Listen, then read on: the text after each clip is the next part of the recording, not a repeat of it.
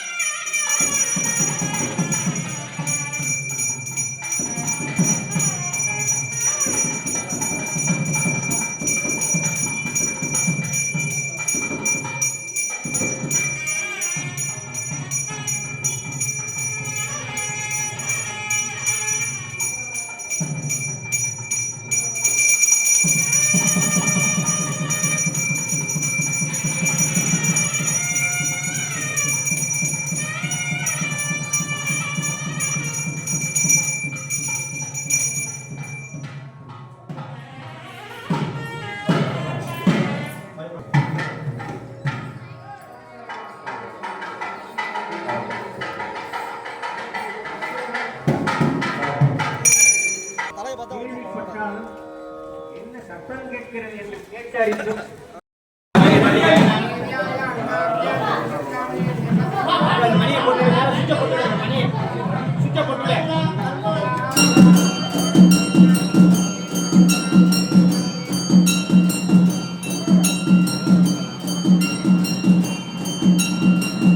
கோயிலுடைய வரலாறை கொஞ்சம் பார்ப்போம்.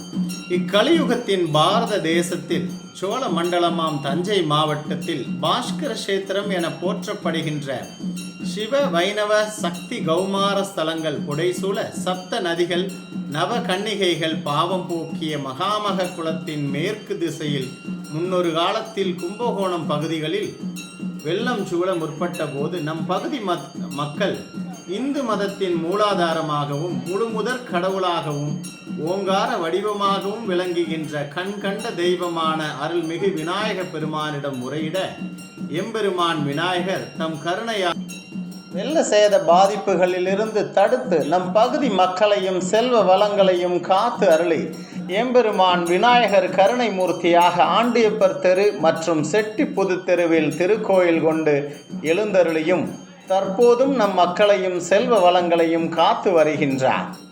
மேற்படி விநாயகர் திருக்கோயில்கள் கடந்த 15 ஆண்டுகளுக்கு முன்பு 29/8/2010 கும்பாபிஷேகம் செய்யப்பட்டது.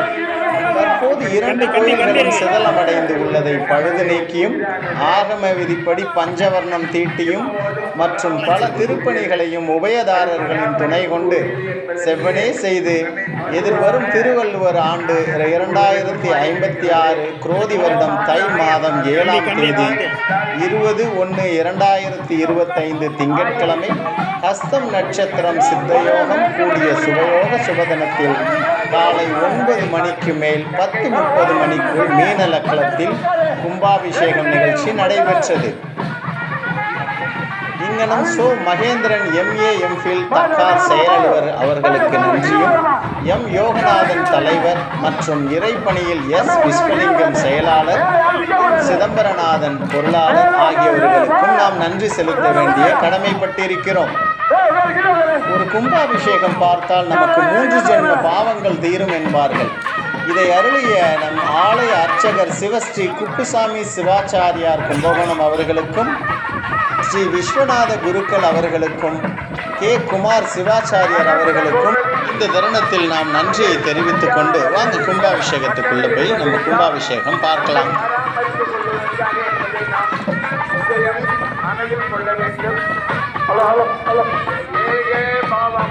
ஒரே பார்வையாக ஒரே இடமாக ஒரே போது மதுரைகளின் மனம் இயற்காது. அந்த மாதிரி மனம் இயல்பாகவே மனோவேகம் அது மனோவேகத்திலே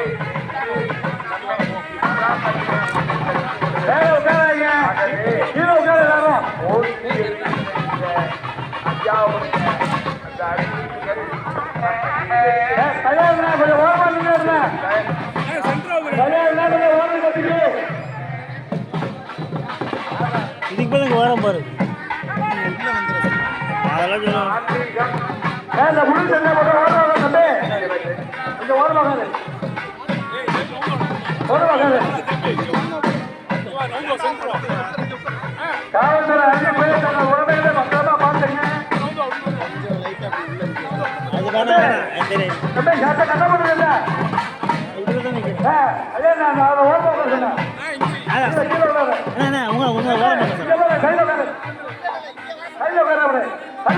சைல அங்க பாரு சொல்றேன் அந்த பக்கம் உட்கார சொல்றேன்.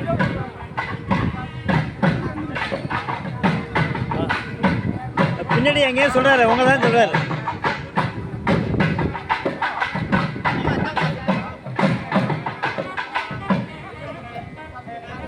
நல்லா மசாலா சொல்லுங்க. பகவானுக்கு புல் பவன் ஏற்றுங்க. வெள்ளம் பெற்றாங்க விழாவுக்கு புல் பவன் ஏற்றுங்க.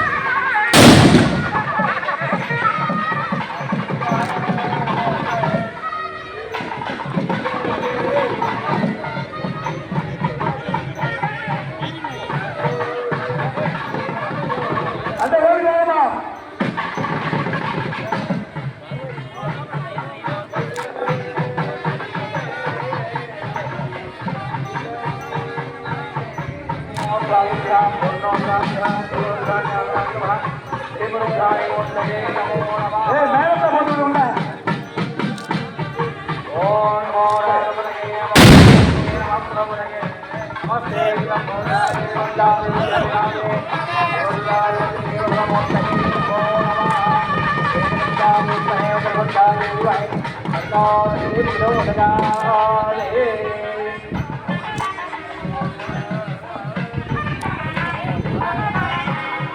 லைக் பண்ணுங்க, சப்ஸ்கிரைப் பண்ணுங்க, சப்போர்ட் பண்ணுங்க.